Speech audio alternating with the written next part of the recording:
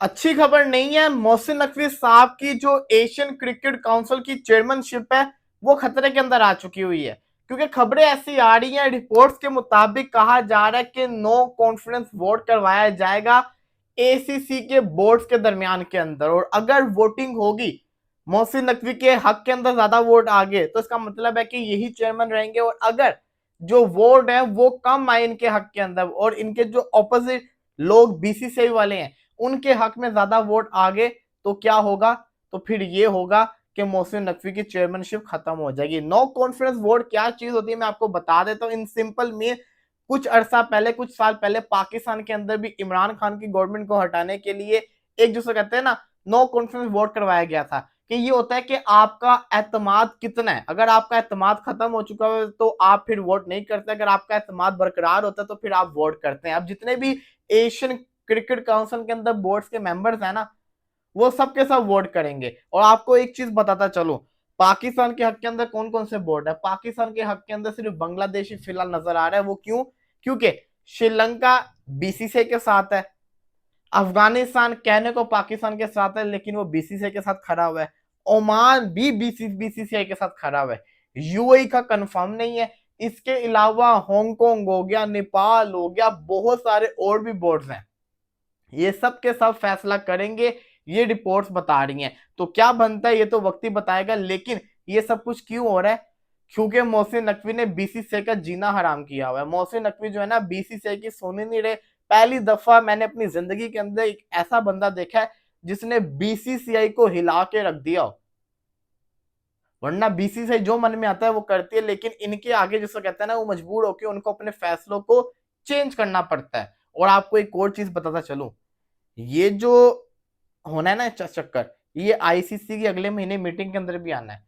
अब इंडिया और पाकिस्तान का जो ये सोल्यूशन है इसका फैसला होगा आईसीसी की मीटिंग के अंदर। नवंबर के अंदर एक बहुत अहम मीटिंग होनी है। अभी तो इस एसीसी की मीटिंग के अंदर तो इंडिया का इतना दबदबा नहीं था, लेकिन आईसीसी की मीटिंग के अंदर इंडिया का दबदबा होगा। वो क्यों? क्योंकि 90% जो फंडिंग होती है आईसीसी की वो बीसीसीआई करता है। आईसीसी का चेयरमैन जय शाह, आईसीसी का सीएफओ इंडियन। हर जहां पे जो कहते हैं ना इंडियन लॉबी वहां पे बहुत स्ट्रॉन्ग है। और ये भी खबरें चलने को आ रही है कि इंडिया नवंबर के अंदर पूरी कोशिश करेगा किसी तरीके से पाकिस्तान को जो सस्पेंड कर दिया जाए पीसीबी को आईसीसी मेंबर से, या जिस तरीके से किसी तरीके से ना कोई पाबंदी लगवाई जाए कि पाकिस्तान ने ट्रॉफी ना दे के पीसीबी ने कोई पॉलिटिकल इन्फ्लुएंस की है। हालांकि हम सब जानते हैं कि ये शुरुआत की थी सूर्या कुमार यादव ने, बीसीसीआई ने। तो वो इस चीज को बिल्कुल पूरी कोशिश करें किसी तरीके से पाकिस्तान के ऊपर कोई पेनल्टी लगे। तो अगले महीने एक बहुत इंपॉर्टेंट मीटिंग है, उसके लिए पीसीबी को होशियार रहना पड़ेगा।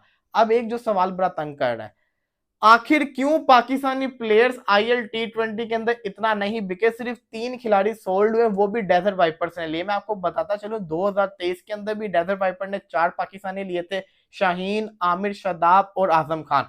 2024 के अंदर भी इन्होंने 3 पाकिस्तानी लिए थे, जिनके अंदर थे आपके फकर जमान थे, इसी के साथ साथ शाहीन शाह अफरीदी से, और सॉरी मोहम्मद आमिर से। इसी के साथ साथ अगर बात करें तो फिर अगर अब की बात करें तो 2025 के अंदर भी इन्होंने 3 पाकिस्तानी लिए हैं। हसन नवाज को इन्होंने लिया तकरीबन 1.1 करोड़ के अंदर पाकिस्तानी करेंसी, जो कि $40,000 बनते होते हैं यूएस करेंसी के अंदर। इसी के साथ साथ फकर जमान को लिया इन्होंने 2.24 करोड़ के अंदर, जो कि पाकिस्तानी करेंसी है, लेकिन अगर हम इसको डॉलर में काउंट करें तो ये बनते हैं $80 के। और इसी के साथ साथ नसीम शाह को भी इन्होंने लिया, जो कि $80 के थे, जो कि पाकिस्तानी करेंसी के अंदर 2.24 करोड़ बनते हैं। अब सवाल ये आता है आखिर क्यों पाकिस्तानी प्लेयर्स को लीग नहीं ले रही? सबसे पहली वजह, ऑक्शन से एक दिन पहले आपके बोर्ड ने कह दिया हम एनओसी नहीं देंगे, ये वजह एक बहुत अहम थी।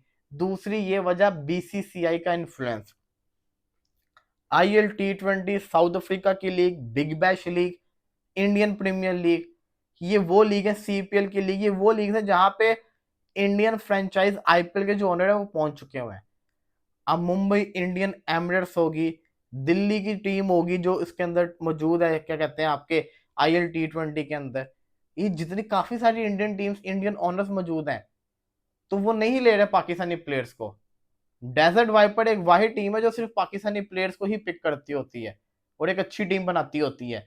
इसके अलावा ज्यादातर जो है ना टीम है, आपको याद होगा IL T20 का पहला सीजन कितने ज्यादा पाकिस्तानियों ने खेला था, लेकिन अब आपको नजर नहीं आ रहे। एक तो इंडियन इन्फ्लुएंस है, दूसरा ये कि पाकिस्तानी प्लेयर्स की परफॉर्मेंस अच्छी नहीं चल रही, तीसरी वजह ये कि आपके बोर्ड ने ही मना कर दिया NOC देने से। तो ये बहुत बड़ा जिसको कहते हैं ना झटका है इन टीम्स के ऊपर, इन फ्रेंचाइजीज के ऊपर, तो इसलिए लोग इनको खरीदते नहीं है। फकर जमान को NOC मिलेगी, नसीम शाह को मिलेगी, साथ ही साथ आपके जिसको कहते हैं हसन नवाज को मिलेगी क्या? चलो फकर को भी मिल जाएगी, नसीम को भी मिल सकते हैं, लेकिन हसन नवाज को क्या मिल जाएगी? हसन नवाज तो अभी भी आया टीम के अंदर। तो ये बहुत बड़े सवाल हैं और इसका जवाब तो पता नहीं कब मिलेगा। पाकिस्तानी वुमेन्स ने क्या कर दिया भाई साहब, पहला वर्ल्ड कप का मैच के लिए 15 ओवर में 4 आउट होके बैठ गए।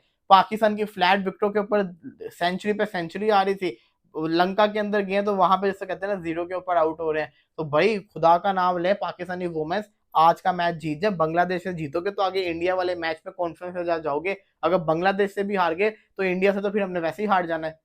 तो थोड़ा जिसको कहते हैं ना होश के नाखून लीजिए, अच्छी परफॉर्मेंस करके दिखाया, भी मैच बड़ा पड़ा हुआ है।